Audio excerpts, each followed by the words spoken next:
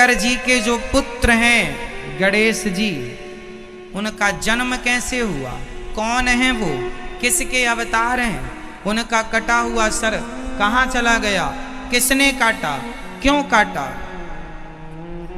कथा बड़ी अद्भुत है, शंकर जी की कथा है।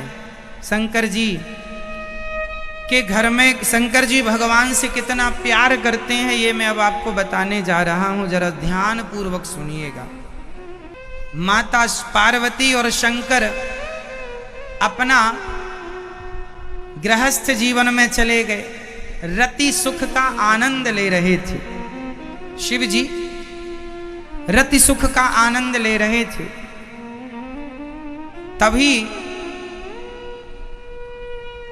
उनके यज्ञ में, उनके इस रति सुख में देवताओं ने जाकर के उनके इस सुख में व्यवधान उत्पन्न कर दिया। शंकर जी माता पार्वती बड़े क्रोध में आ गए, बाहर निकलकर दरवाजा खोलकर देखा देवता दरवाजा खटखटाए जा रहे हैं। बड़ा क्रोध आया माता पार्वती को। माता पार्वती ने श्राप दे दिया देवताओं को, जाओ तुम देवताओं के कारण मैं गर्भवती ना हो पाई। उस समय शिव पार्वती गर्भाधान करने की स्थिति में थे। माता पार्वती के गर्भ में शंकर जी का तेज स्थापित होने वाला था कि देवताओं ने डिस्टर्ब कर दिया, और देवताओं ने जब ये अपराध किया तो माता पार्वती ने श्राप दे दिया, जाओ देवताओं, जैसे मैं गर्भवती ना हो पाई, आज के बाद तुम देवताओं की कोई पत्नी आज के बाद कोई संतान को जन्म नहीं देगी, तुम्हारे अंदर संतान उत्पन्न करने की क्षमता नष्ट हो जाएगी। तब से देवताओं के कोई बच्चे नहीं होते। आपको पता है देवताओं की जो देवांगनाएं होती हैं वो सदा ही बांझ होती हैं, उनके कोई संतान नहीं होती कभी। श्राप है ये माता पार्वती का। जो पहले तक हो चुके थे, जैसे देवताओं इंद्र का बेटा जयंत पहले हो चुका था, जिनके जितने हो चुके उतना ही, उसके बाद फिर देवताओं की कोई संतान नहीं। इसलिए देवता 33 करोड़ के 33 करोड़ ही हैं, ना कम होते हैं ना ज्यादा होते हैं। संतान ही नहीं होती उनकी, माता पार्वती का श्राप हो गया। इसलिए देवताओं की पत्नियां कभी बच्चों को जन्म नहीं देती। इतना समझ में आ गया। अब शंकर जी बाहर आए। शंकर जी ने कहा तुमने क्यों हमारा सुख बिगाड़ा, बताओ। देवताओं ने कहा महाराज क्षमा करिए, तारकासुर बहुत सता रहा है। तारकासुर नाम का उस समय एक असुर था, बहुत सता रहा था। शंकर जी ने कहा चिंता ना करो। अब माता पार्वती ने शंकर जी से हाथ जोड़ के कहा हे भोलेनाथ, अब आप ही बताइए कि मैं आपकी पत्नी हूं, अब मैं मां कैसे बनूंगी, कब बनूंगी, मुझे बताइए। तब शंकर जी ने कहा 1 साल तक तुम कठिन एक यज्ञ करो, एक व्रत करो, उस व्रत को करने के बाद तुम पुनः मां बन पाओगी। वो नियम शंकर जी ने बताया। माता पार्वती ने खूब धूमधाम से यज्ञ किया, उस व्रत को किया, उस व्रत में खूब दान पुण्य किया। माता जो जो मांगता वो देते। तो एक उसी यज्ञ में सनकादिक आ गए, सनक, सनंदन, सनातन, सनत कुमार। इन चारों ने माता पार्वती ने भोजन कराया, ब्राह्मणों को, संतों को, साधुओं, सबको खिलाता पिलाती थी माता जी।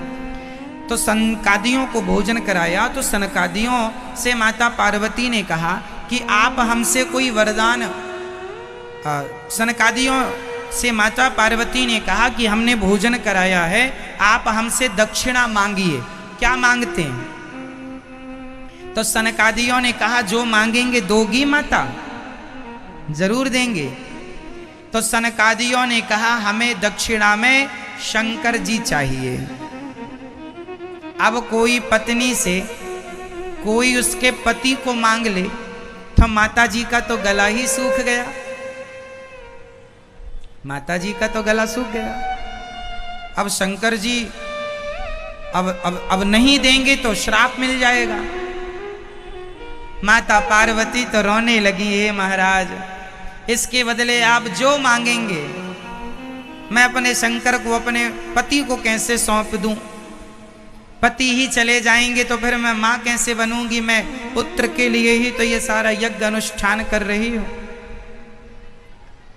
माता जी रोने लगी तो माता जी को रोता देख वहां भगवान श्रीमन नारायण प्रकट हो गए और भगवान श्रीमन नारायण ने कहा,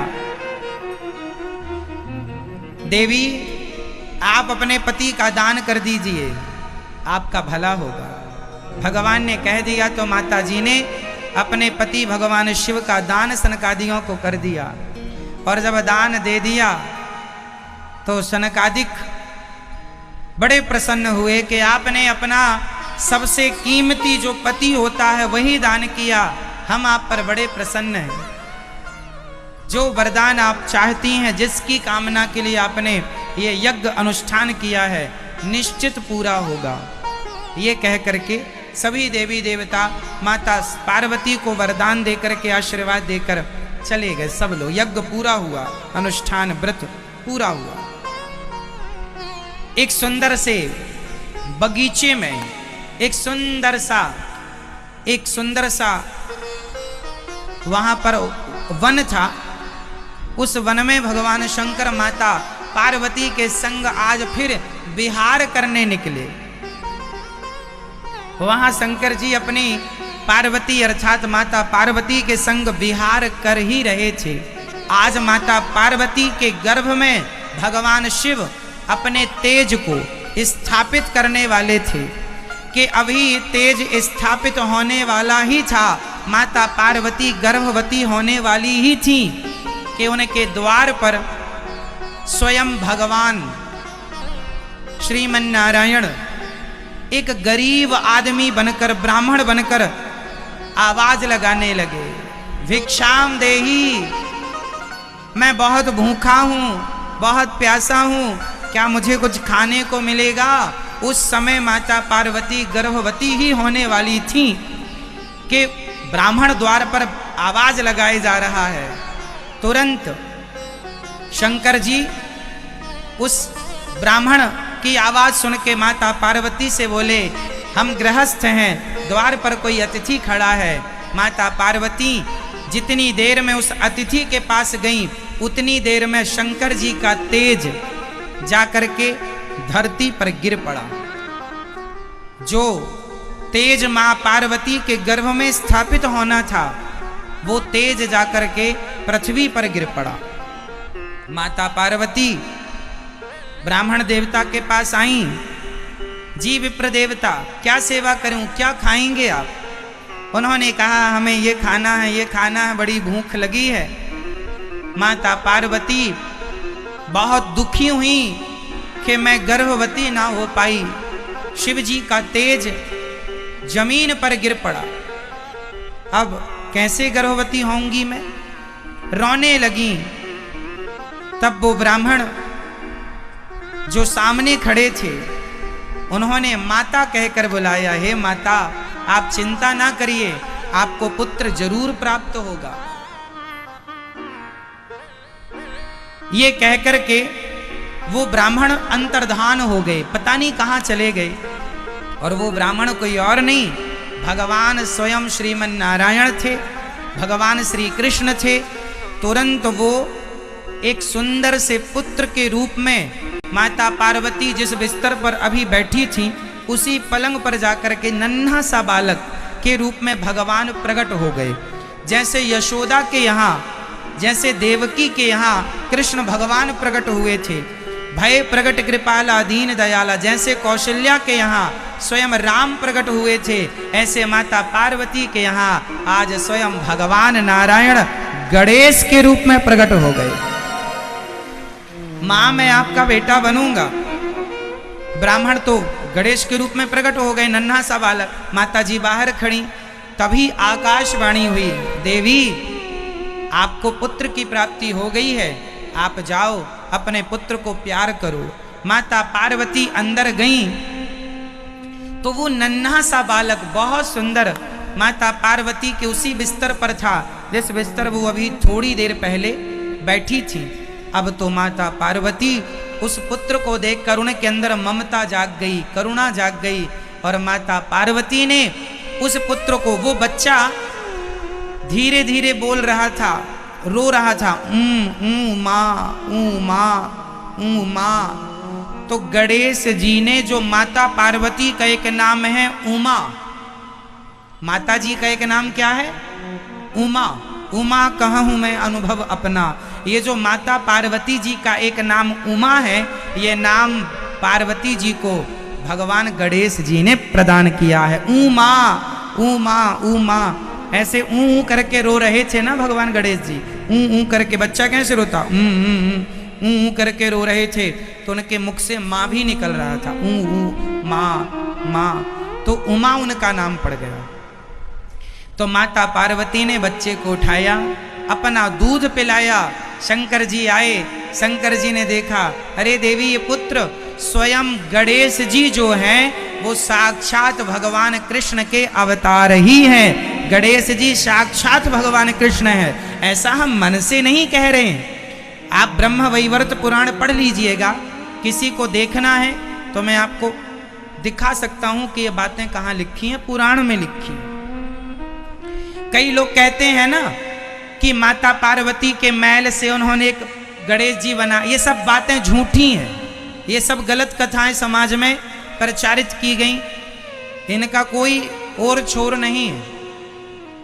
असली बात यह है जो पुराण में लिखा गया है वो यही है कि भगवान श्री कृष्ण ही, भगवान श्रीमन नारायण ही माता पार्वती के पुत्र रूप में, गणेश रूप में भगवान श्री मन नारायण ही, कृष्ण ही गए।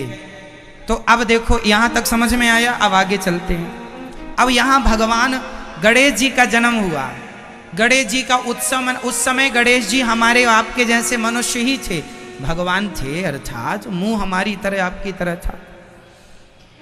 अभी उत्सव चालू हुआ, माता पार्वती माँ बन गई हैं। अच्छा, माता पार्वती ना, अब उनको ये नहीं लग रहा कि ये मेरे गर्भ से नहीं, मेरा ही बेटा है, ऐसा उनने माना, उनसे ही प्रकट हुआ ऐसा उनने मान लिया। भगवान तो प्रकट होते हैं, गर्भ से तो आते नहीं है, भगवान अयोनी है ना, अयोनिज है।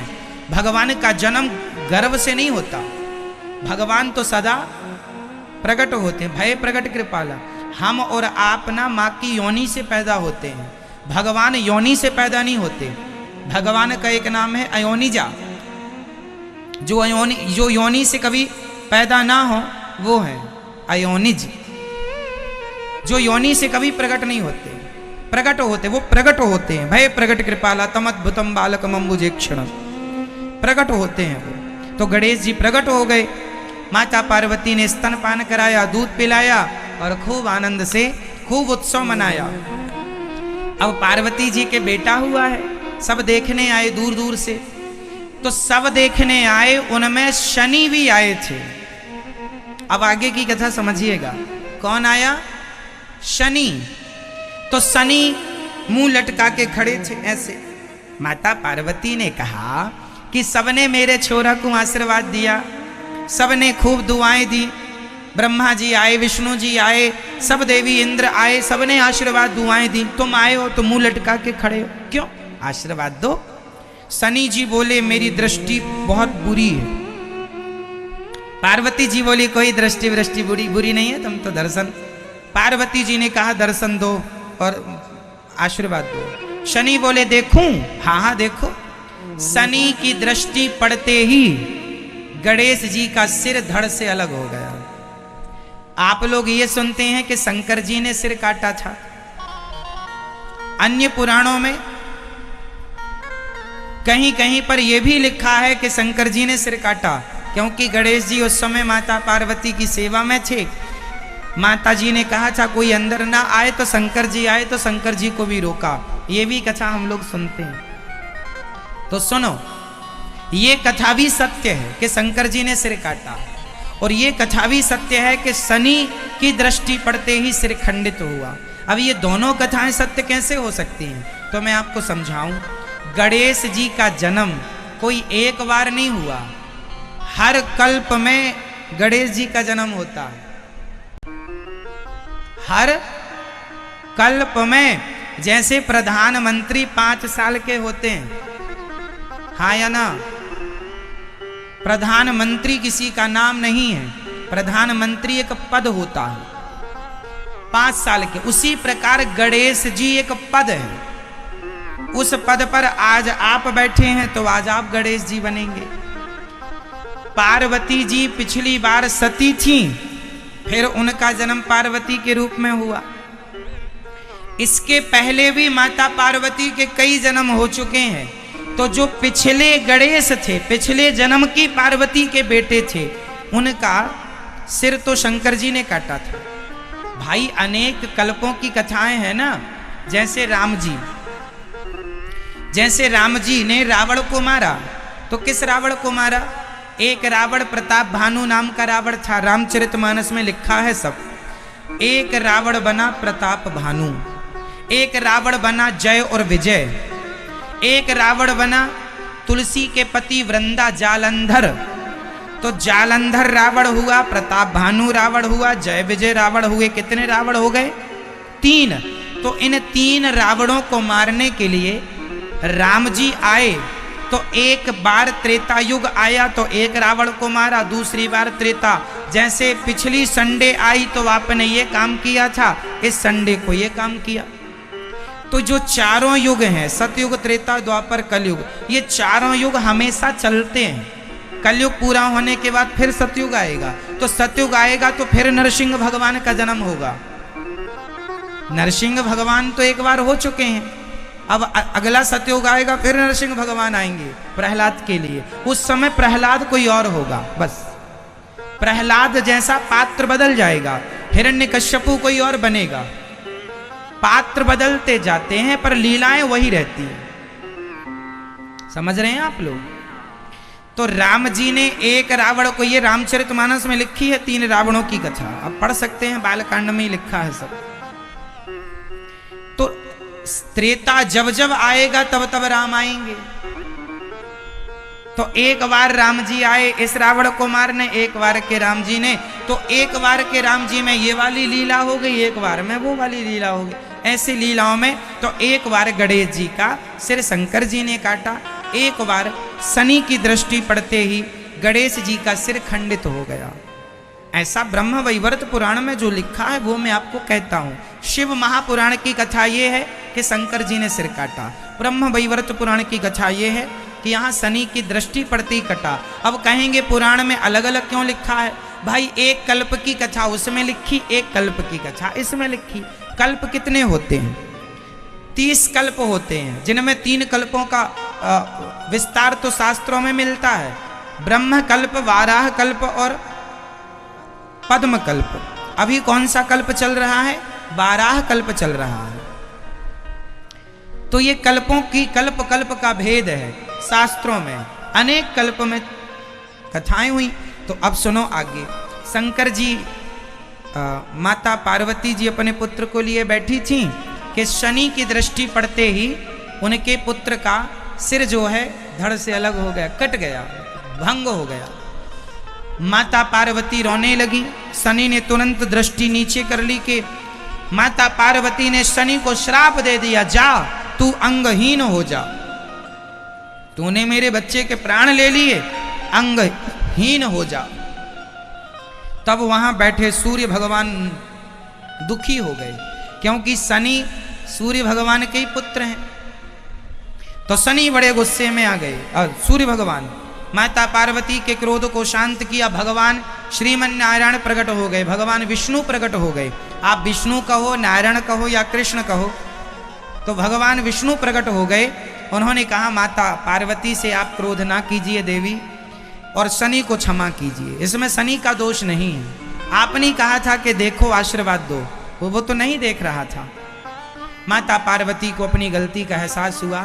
माता जी ने कहा चलो तुम्हारा शरीर तो भंग नहीं होगा, पर अब से तुम लंगड़ाते हुए चलोगे। इसलिए शनि जी लंगड़ा हो गए। शनि चलते हैं ना तो लंगड़ाते हुए चलते हैं, माता पार्वती का श्राप है। अब गणेश जी को जीवित कैसे करें? तुरंत भगवान विष्णु तुरंत गए, एक हाथी का सिर काटकर जब लाने लगे तो हाथी की हथनियों ने रोते हुए कहा, हे प्रभु हमारे पति का आप हत्या कर रहे हैं, उसका सिर ले जा रहे हैं।